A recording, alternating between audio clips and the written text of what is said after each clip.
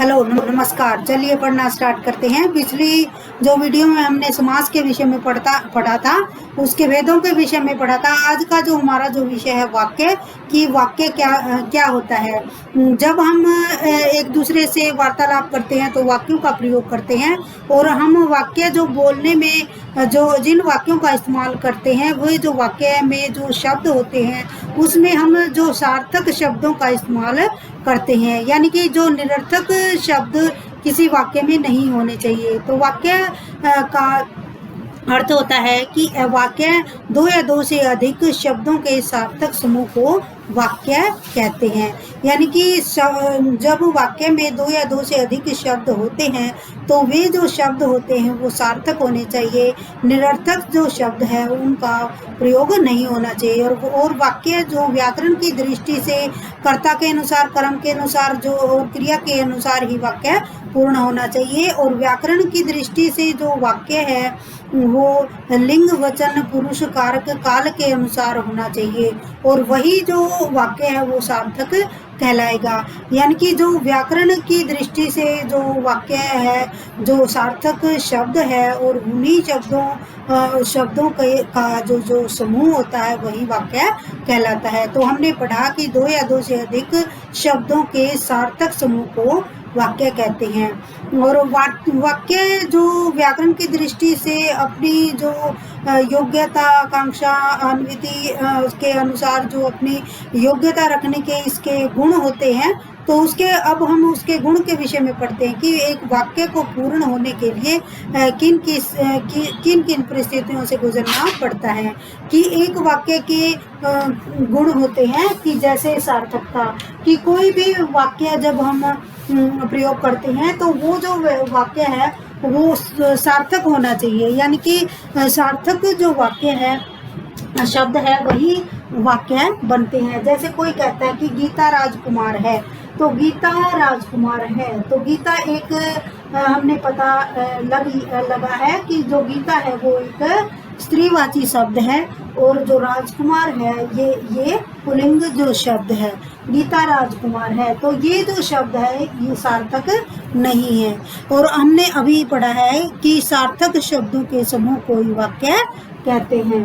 तो गीता राजकुमार है ये यहाँ वाक्य के सार्थक नहीं है। ऐसा होना चाहिए कि गीता राजकुमारी है। यदि हम इसमें राजकुमार की जगह राजकुमारी लगा दें तो वाक्य क्या हो जाएगा, सार्थक हो जाएगा। तो गीता राजकुमार है, यहाँ वाक्य सार्थक नहीं है।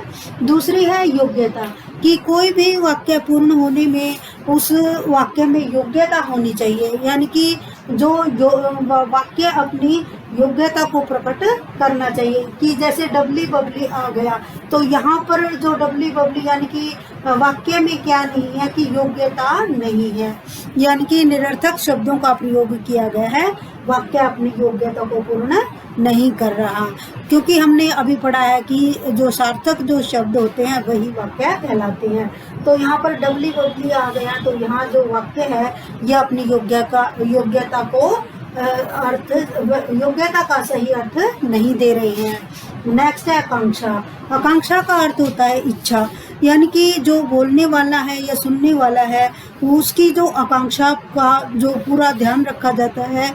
कि जैसे कोई कहता है कि कहाँ गया या कहाँ जा रहे हैं, तो उसमें जो बोलने वाला होता है, जो वक्ता, उसकी जो आकांक्षा के अनुसार जो वाक्य होना चाहिए। यानी कि जो उसका जो अर्थ भी उस वाक्य को पूर्ण करने वाला होना चाहिए। जैसे किसी ने कहा कि जाता है, तो यहाँ पर जो वक्ता होता है उसकी आकांक्षा पूर्ण नहीं हुई।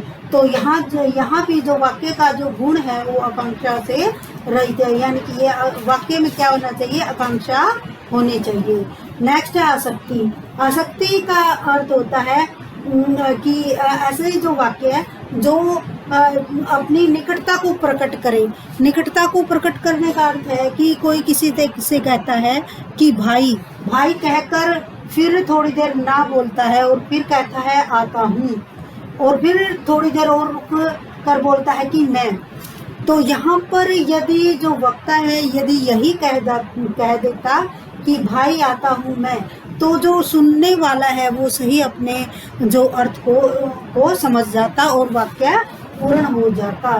तो यहाँ पर आसक्ति या निकटता का अभाव है। नेक्स्ट है पदक्रम। पदक्रम का अर्थ है कि जो शब्द होते हैं या पद होते हैं वो उनका जो क्रम है वो सही होना चाहिए, यानी कि कर्ता के अनुसार ही क्रिया होनी चाहिए और क्रिया के अनुसार कर्ता होना चाहिए या क्रम भी कर्ता के अनुसार होना चाहिए। जैसे किसी ने कहा कि सोहन पुस्तकों पढ़ती है, तो ये जो शब्द है पद क्रम के अनुसार सही नहीं है। तो हमने पढ़ा है कि ये जो कर्ता क्रम और क्रिया का एक वाक्य को पूर्ण करने में पूर्ण योगदान होता है, तो ये सही नहीं बैठता है। नेक्स्ट है अन्वय। अन्वय का अर्थ होता है कि जो वाक्य का जो इस्तेमाल करते हैं वो कर्ता के अनुसार, कर्म के अनुसार, क्रिया के अनुसार जो वाक्य सही होना चाहिए और वो जो लिंग वचन कारक काल के अनुसार भी सही होना चाहिए। यानी कि जैसे राम विद्यालय जाता है, तो यहाँ पर राम जो शब्द है ये पुल्लिंग शब्द है और विद्यालय क्या है, कर्म है और जाना एक क्रिया है। तो ये जो वाक्य है ये अपना पूर्ण अर्थ दे रहा है। तो राम विद्यालय जाता है यानी कि राम करता है, विद्यालय कर्म है और जाना एक क्रिया है। तो ये जो वाक्य है जो व्याकरण के नियमों के अनुसार अपना सही जो अर्थ है वो व्यंजित कर रहा है। तो कर्ता के अनुसार ही क्रिया है और जो कर्म है वो कर्ता पर पड़ रहा है। राम विद्यालय जाता है तो व्याकरण की दृष्टि से सही है। और ये तो हमने पढ़ा वाक्य को बनाने के लिए इसके गुण कि क्या एक वाक्य को बनाने में किन किन प्रकार के जो वाक्य के गुणों से गुजरना पड़ता है। तो इसके अनुसार से हमने पढ़ा कि सबसे पहले जो वाक्य है वो सार्थक होना चाहिए। नेक्स्ट है कि वाक्य में योग्यता होनी चाहिए। फिर है आकांक्षा होनी चाहिए, यानी कि जो सुनने वाला या श्रोता होता है उसकी आकांक्षा पूर्ण होनी चाहिए।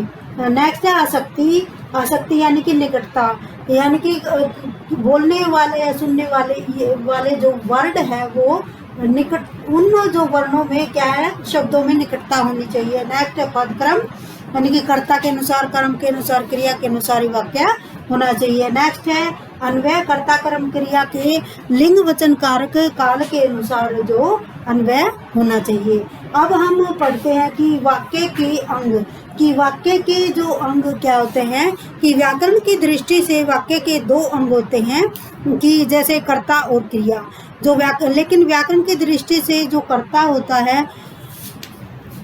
होता है उसे उद्देश्य और जो क्रिया होती है उसको विधेय कहा जाता है। जैसे सीता गाती है, सीता गाती है, यहाँ पर जो सीता जो शब्द है ये उद्देश्य है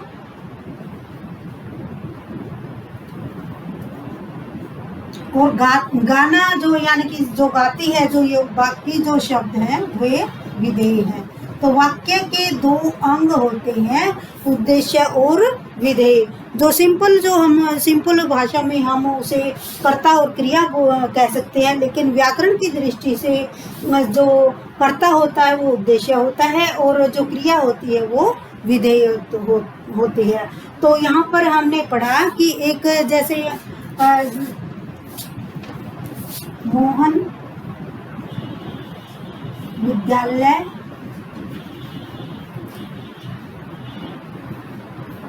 जाता है,